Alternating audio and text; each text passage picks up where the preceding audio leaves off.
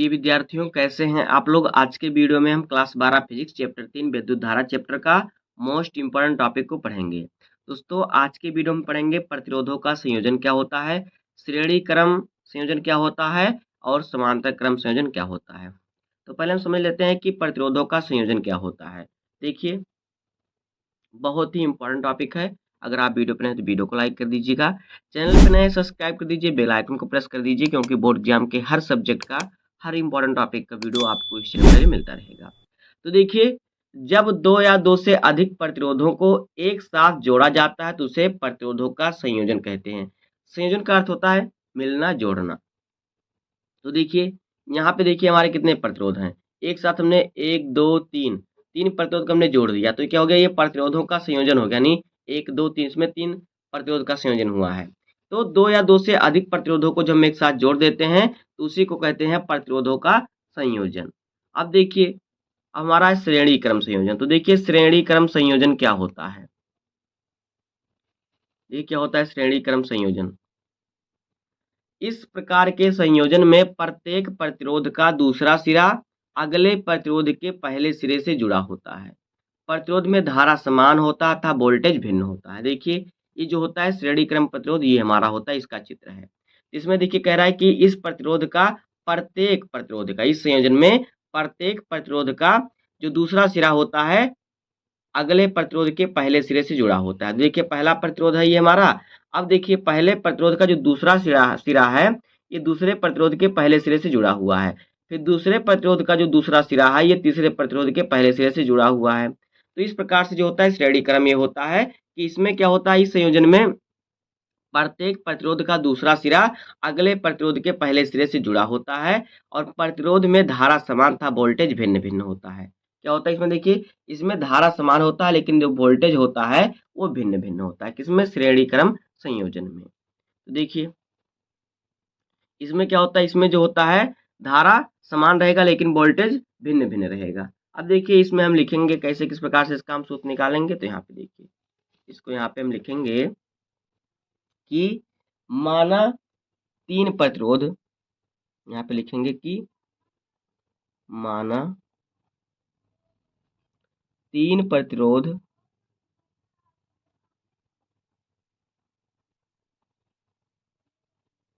तो तीन प्रतिरोध क्या क्या है यहाँ पे देखिए चित्र में, R1, फिर R2, फिर क्या है R3।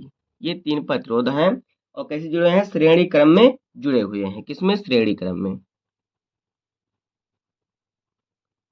श्रेणी क्रम में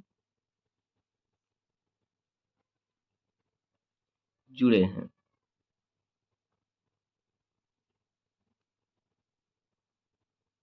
इसमें क्या, इसमें धारा समान होता है और वोल्टेज क्या होता है, वोल्टेज में भिन्न भिन्न होता है। धारा समान होता है लेकिन वोल्टेज क्या होता है, भिन्न भिन्न होता है। तो यहाँ पे लिखेंगे जिसका अंतिम सिरा वोल्ट भी से जोड़ा गया। यहाँ पे देखिए, इसका अंतिम सिरा जो है वोल्ट भी से जोड़ा गया है। चित्र द्वारा आप समझ सकते हैं। तब देखिए, तो यहाँ पे वोल्टेज जो होगा क्या होगा, भिन्न भिन्न होगा। तो यहाँ पे लिख देते हैं जिसका अंतिम सिरा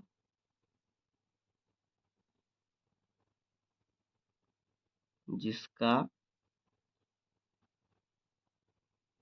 अंतिम सिरा किससे जोड़ा गया है, जिसका अंतिम सिरा जोड़ा किससे, वोल्ट भी से जोड़ा गया है। भी वोल्ट से जोड़ा गया, ऐसा आप चित्र में देख सकते हैं।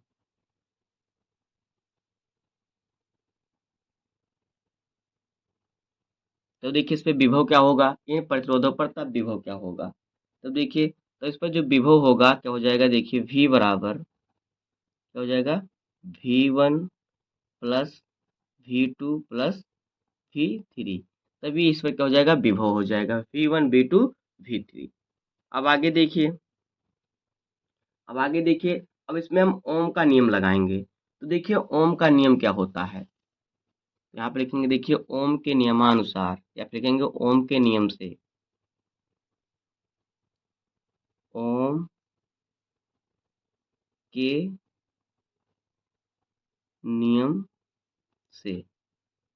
तो देखिए, ओम का नियम क्या होता है, जो ओम का नियम होता है वो क्या होता है, वो होता है V बराबर आई आर, या फिर ये होता है क्या, देखिए ओम का नियम जो होता है इसका सूत्र होता है R बराबर V बटे आई। ये होता है ओम का नियम का सूत्र, या फिर इसे हम लिख सकते हैं इस प्रकार से V बराबर आई आर। ये होता है क्या, ओम के नियम का सूत्र। तो इसी सूत्र पर हम निकालेंगे। तो यहाँ पे देखिए अगर हम पहले वाले का निकालें, अगर हम पहले वाले का निकालेंगे तो देखिए हमारा कितना हो जाएगा। तो देखिए अगर हम V1 का निकालेंगे तो यहाँ पे देखिए क्या हो जाएगा, V1 बराबर इसका अगर हम निकालें पहले वाले प्रतिरोध का तो ये हो जाएगा, देखिए इसको नीले पेन से निकालते हैं तो ये हमारा हो जाएगा, देखिए V1 बराबर क्या हो जाएगा, देखिए इसमें क्या है, इसमें क्या है, धारा सब में क्या है, समान है। तो ये हो जाएगा, इसमें धारा समान, धारा हमें धारा लगाते चले जाएंगे और फिर विभव हमारा क्या है, इसमें असमान होता है। तो V बराबर हमारा क्या हो जाएगा, V1 बराबर हमारा हो जाएगा IR1, IR1 क्योंकि इसी सूत्र में निकाल रहे हैं। और V2 बराबर क्या हो जाएगा, IR2। अब तीसरे का जब निकालेंगे R3 का तो ये हमारा हो जाएगा V3 बराबर IR। तो देखिए इसे हम मान लेते हैं समीकरण 1। तो समीकरण 1 में V1, V2 और V3 का मान रखने पर तो यहाँ पे हम लिखेंगे कि समीकरण 1 में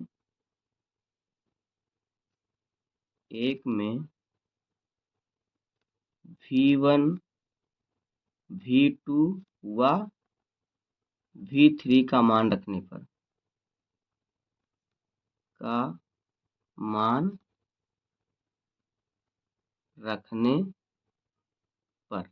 देखिए मान रखेंगे तो हमारा क्या हो जाएगा, यहाँ पे देखिए इसी में क्या करेंगे, मान रखेंगे समीकरण 1 में। तो यहाँ पे हमारा हो जाएगा V बराबर V1 का मान कितना है, देखिए V1 का मान है IR1, क्या हो जाएगा IR1 प्लस V2 का मान कितना है IR2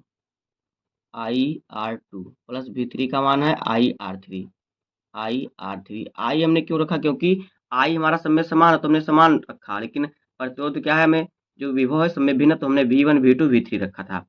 अब देखिए V बराबर क्या होता है, आई आर होता है। देखिए यहाँ पे अगर हम चाहे तो कॉमन ले सकते हैं, तो यहाँ पे अगर हम कॉमन लेंगे तो V बराबर हमारा क्या हो जाएगा, देखिए आई को हम बाहर निकाल लेंगे तो ये हमारा हो जाएगा R1 प्लस R2 और प्लस में R3, ये हो जाएगा। अब देखिए V बराबर क्या होता है आई आर, V बराबर क्या होता है हमारा, V बराबर हमारा होता है आई आर। तो यहाँ पे देखिए V की जगह पर हम आई आर लिख सकते हैं, V बराबर क्योंकि हमारा आई आर होता है तो यहाँ पे हम लिखेंगे V का मान अगर हम रख देंगे तो ये हमारा हो जाएगा, देखिए आई आर बराबर आई into R1 plus R2 plus R3। अब देखिए यहाँ से आई हमारा कैंसिल हो जाएगा, तो यहाँ पे सूत्र जो हमारा बचेगा वो बचेगा R बराबर R1 plus R2 plus R3। यही हो जाएगा इस श्रेणी क्रम संयोजन का सूत्र, यही इसका सूत्र हो जाएगा। R बराबर R1 R2, R बराबर R1 plus R2 plus R3, जितना प्रतिरोध रहेगा उसी प्रकार से में बढ़ता हुआ चला जाएगा। तो यही इसका सूत्र होता है। तो इससे हमें स्पष्ट होता है कि प्राप्त तुल्य प्रतिरोध सभी प्रतिरोधों के योगफल के क्या होगा, बराबर होगा। जिसका तुल्य प्रतिरोध होगा ये सभी प्रतिरोधों के योगफल के बराबर होगा। तो ये होता है श्रेणी क्रम संयोजन। अब हम पढ़ेंगे समांतर क्रम संयोजन क्या होता है। तो देखिए समांतर क्रम संयोजन क्या होता है, पहले इसको पढ़ते हैं फिर इसके सूत्र का निगमन अभी हम करेंगे।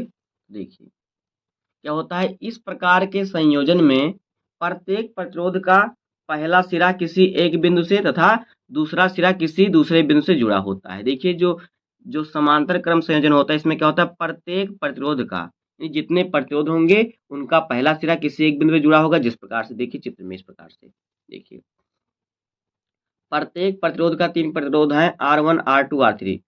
तो इन तीनों का पहला सिरा किसी एक बिंदु से जुड़ा हुआ है, उसके बाद दूसरा सिरा भी किसी एक बिंदु से जुड़ा हुआ है। तो ये कह रहा है कि इस प्रकार के संयोजन में प्रत्येक प्रतिरोध का पहला सिरा किसी एक बिंदु से तथा दूसरा सिरा किसी दूसरे बिंदु से जुड़ा होता है।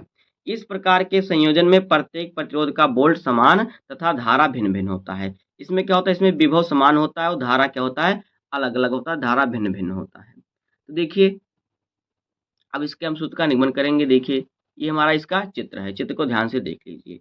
इसी प्रकार से आपको इसका चित्र बनाना है, अभी चित्र द्वारा हम इसको समझेंगे। तो देखिए, यहाँ पे हम लिखेंगे कि माना R1, R2, R3 का 3 प्रतिरोध है। तो देखिए, यहाँ पे लिखेंगे कि माना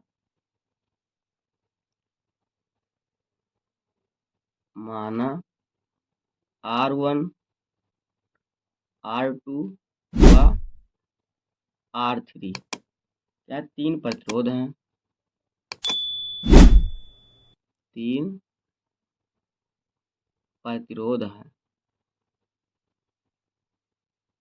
चित्र में आप देख सकते हैं, यहाँ पे देखिए R1, R2 और R3 क्या है, 3 प्रतिरोध है। तब देखिए इसमें धारा क्या प्रवाहित होगी, तो धारा इसमें R1, R2, R3 प्रवाहित होगी, क्योंकि इसमें जो है विभव समान है। तो धारा इसमें देखिए क्या प्रवाहित होगी, यहाँ पे लिख सकते हैं। धारा क्या होगी, देखिए I1, I2 व I3 धारा प्रवाहित होगी। तब यहाँ पे लिखेंगे, देखिए तब धारा, तब देखिए धारा I1, I2 व I3 प्रवाहित होगी।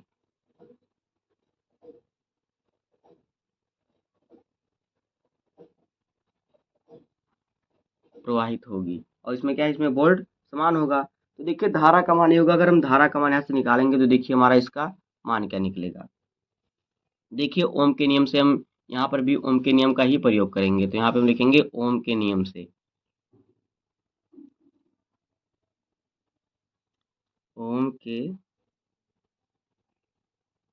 नियम से। तो देखिए ओम का नियम क्या होता है, ओम का नियम का होता है, देखिए V बराबर आई आर। क्या होता है, V बराबर आई आर, ये ओम का नियम होता है। इसे हम लिख सकते हैं इस प्रकार से, I बराबर क्या लिख सकते हैं, वी आर। तो यहाँ पर हम इस तीनों धारा का जो है मान निकाल लेंगे। तो देखिए यहाँ पे जब मान निकालेंगे, देखिए I1 प्रतिरोध R का अगर निकालेंगे, R1 का पहले का, तो ये हमारा हो जाएगा, देखिए इसमें इसमें हमारा देखिए क्या हो जाएगा, यहाँ पे देखिए ये हो जाएगा I1 बराबर V बटे R1, ये हो जाएगा।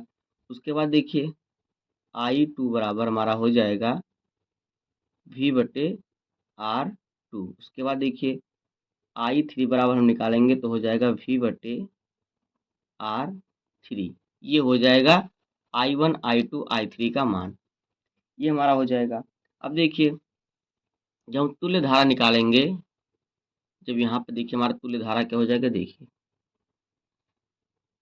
तुल्य धारा, तो तुल्य धारा I बराबर क्या हो जाएगा, देखिए I1 plus I2 plus I3। अब यहाँ पर हम I1, I2 और I3 का मान रख देंगे। तो जब मान रखेंगे तो देखिए हमारा क्या हो जाएगा, देखिए यहाँ पे हमने I1, I2, I3 का मान निकाला, तो I1 का मान हमारा आया है V बटे R1, I2 का मान आया है V बटे R2, I3 का मान आया है V बटे R3, क्योंकि ओम के नियम से निकाला। ओम का नियम होता है I बराबर V बटे R। तो यहाँ पे मान रख देंगे। तो देखिए यहाँ पे जब मान रखेंगे तो ये हो जाएगा I बराबर, देखिए क्या हो जाएगा, V बटे R1 प्लस I2 का V बटे R2, V बटे R2 प्लस I3 का हो जाएगा V बटे R3, ये हो जाएगा। अब देखिए यहाँ पर हम V को कॉमन ले लेंगे, क्योंकि V सब में बराबर है। तो यहाँ पे हो जाएगा ये हमारा I बराबर, इसमें V कॉमन ले लेंगे तो ये हमारा कोष्टक में हो जाएगा 1 बटे R1 प्लस 1 बटे R2 प्लस 1 बटे R3, ये हो जाएगा। अब देखिए I बराबर हमारा सूत्र क्या होता है, V बटे R। तो I की जगह पर हम V बटे R लिख सकते हैं, इसकी जगह पर हम V बटे R लिख सकते हैं, क्योंकि ओम के नियम से होता है I बराबर V बटे R। तो यहाँ पे हो जाएगा हमारा, देखिए इसकी जगह पर हम लिख देंगे V बटे R बराबर में हमारा देखिए क्या हो जाएगा V और फिर इंटू में 1 बटे R1 प्लस 1 बटे R2 प्लस 1 बटे R3। अब देखिए यहाँ से V से भी कैंसिल हो जाएगा। तब जब V से V कैंसिल हो जाएगा तो यहाँ पे हमारा बचेगा 1 बटे R बराबर 1 बटे R1 प्लस 1 बटे R2 प्लस 1 बटे R3। ये हमारा सूत्र निकल जाएगा। तो ये हो जाएगा तुल्य प्रतिरोध का सूत्र। तो दोस्तों इसी प्रकार से हो जाएगा ये समांतर क्रम संयोजन का सूत्र। इसी प्रकार से आपको सूत्र लगाना, इसी प्रकार से आपको इसी सूत्र पर सवाल आएंगे। तो इस प्रकार से आपका इसका चित्र होगा। तो उम्मीद करता हूँ कि आपको प्रतिरोधों का संयोजन, श्रेणी क्रम संयोजन, समांतर क्रम संयोजन सबसे सरल तरीके से मालूम हो गया होगा। किस प्रकार से आपको लिखना है, किस प्रकार से अपनी कॉपी में नोट बनाना है, सभी तरीका आपको मालूम हो गया होगा। उम्मीद करता हूँ आपको वीडियो पसंद आया होगा। मिलते हैं किसी नेक्स्ट वीडियो में, तब तक के लिए धन्यवाद। जय हिंद।